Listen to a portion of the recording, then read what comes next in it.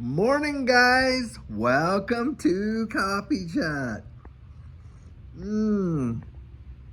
Wow, boy, I'll tell you what, did I ever enjoy that. And just look at the steam coming off that cup. I don't know if you can see it, but boy, is it a little nippy out here today.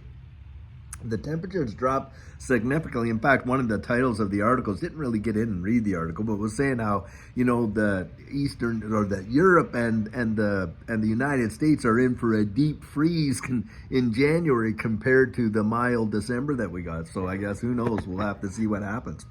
Guys, so interesting. Here I am this morning, going through, looking at all the articles that I normally do. And I like to read, the news in the morning and stuff like that. And it's not your daily paper like it used to be, thrown at the front door and that kind of stuff. But of course, we're getting a lot of these articles online and things like that. And today, you know what? I'm going through them and I'm looking at the titles. And I'm talking some of the most polarizing, divisive titles on these articles that you could even fathom. I mean, they are literally driving wedges absolutely between people. And I'm looking at the hedge and different places like that to, find some, good articles, especially for this space for sure. And stuff like that, because I like to come out and really talk about things that interest me, that I think will definitely interest you, and that, we'll get something out of it, at least, kind of seeing, well, you know what I got out of it today? Guys, there is got to be an absolute planned agenda to bring division among people. I mean, really to try and polarize people to either one side or the other, where they're literally attacking each other. Now, that gone is the day where someone can absolutely hear an opposing opinion without getting offended, without getting all defensive, without getting aggressive or anything like that, it seems, because we've been pushed into these little camps, of, isolation, getting, as they say, we get into our little ruts and we just kind of stay there. And I mean, the whole Fifth Estate is out there just fostering this kind of stuff and bringing enmity between people. And it's absolutely ridiculous. There's really no need of it. Look, there's all kinds of issues. True. And people are going to have different points of view on those issues, different opinions, different thoughts, the way in which they experience it. Because, hey, some of us on a lot of issues, we're reading about the issue, but we're not part of the issue. We haven't really experienced it or something like that. And so, of course, there's all that out there. But I'll tell you what, the way in which they're throwing it out there on these different things is just, in my mind, it just is to foment discord in a powerful way. And it's absolutely ridiculous. We need to, at this point in history, be trying to find common ground and come together, not tear apart. Look, when I grew up as a kid, now, my family were evangelicals, and we would go to church, and that church was literally multicultural like you cannot imagine. There was someone there, probably representative of every nationality and ethnic background that you can fathom. Do you know what? I never grew up with an attitude that this person was different or less than that person and on and all because of, the differences in that. No, absolutely not. As kids, we all played together. We played together in the snow. I mean, boy, did we have some adventures up there in the snow making our forts and stuff like this. It's lucky we were buried alive the amount of digging we did making forts, I'll tell you. But my point is this, it wasn't, that wasn't something that was kind of instilled in me, kind of a distrust or, a dislike of somebody else because they were different. That is just nonsense. And now, hey, just our outward differences and our ethnic differences, that's not enough. No. We have to absolutely divide based on our opinion differences and all this and that. Look, this whole thing where we used to be, remember, school, those of us that are, my age, maybe a little older even, or maybe even younger. I'd say probably if you're in your 40s and that, you might agree with this, or you might connect with this at least as well. But back in the day, we used to be able to have healthy debate. I mean, you could go to like university was big for that. I mean, they really just, people were able to debate thoughts, ideas, suggestions, opinions, you name it, without being worried about being so ridiculed that you'd be chased off campus or beat up or any of that kind of nonsense, or, assassinated in the court of public opinion like they're doing today. I mean, on social media, you can literally get deplatformed because you have the wrong opinion. Get that. And literally, and what do you call that, guys? That's a form of ostracization, isn't it? You get ostracized and things like that. You get publicly shamed and humiliated. I guess tantamount to be putting into the public square in the stocks. That's what you would probably say today, back in the day, when you stole a loaf of bread or whatever, you end up in the stocks and you'd be humiliated in public and da-da-da-da-da. And they thought, hey, this is the best way of, because we don't want to house these guys forever for all these little mediocre crimes and things like that and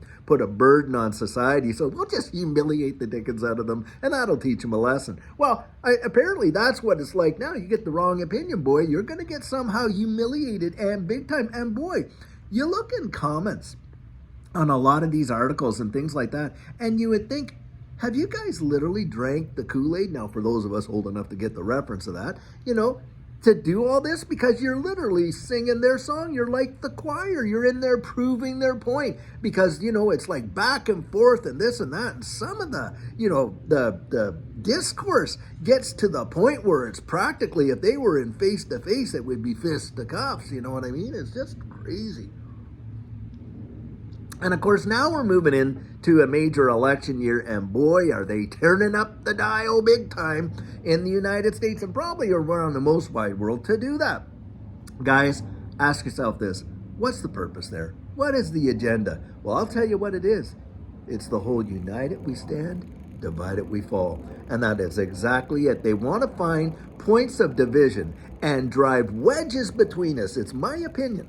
They're driving wedges between people so that is exactly what happens. Let's divide them and let's conquer them. Let's beat down their soul. Let them get to the point where they despise this one or that one or everything like that. And then we can kind of get in there and we can deal with one group at a time and not a whole collective unified group. Now, having said that, think about this. I'm not sure who said this, but I have heard it. Back in the day when things were going down in World War II and you had all kinds of, stuff going on, as we know. Can't say the words here on this platform, get that. Anyway, there was a saying, something came out of that said, when they came to get us, all the people that thought this way, well, I didn't say anything. And when they came to get this one and that one, well, I never said anything there either. Well, when they came to finally get me, there was no one left to say anything. And that's what it comes down to, guys. Don't look at where you're divided. Look at where you're united. Look, as far as I'm concerned, this community, Judy and I treasure it. That's why we come out and say the best community in all of crypto, because that's what we believe in you. That's what we see in you. That's the things that I think are the most, the things that we're striving towards. We're all in this together. And look at this. It's not like who wins, who doesn't win, who has the best project, who doesn't, who that. The thing is this, in this space, there is definitely a culture, isn't there? There's the Bitcoin Maxis, the Chainlink Marines, Cardano Samurais, hey, the XRP Army, and on and on and on. The reality is, we're all into this space to see a life-changing result by making profit on investments, aren't we? And so, does it really matter in some cases where those profits come from? Why do people take the time to tear down one another and somebody else's project or confidence in a various asset? Well, there's motives there, isn't there? And a lot of times it's not because the asset is bad or anything. It has to do with their own motive. Hey, it's a team sport and my team's over here and I got to beat you down. You can't do anything good, God forbid, and on and on and on. Look, in this new future, where distributed ledger technology has the potential to truly revolutionize the way the wild world works, I'm going to tell you something.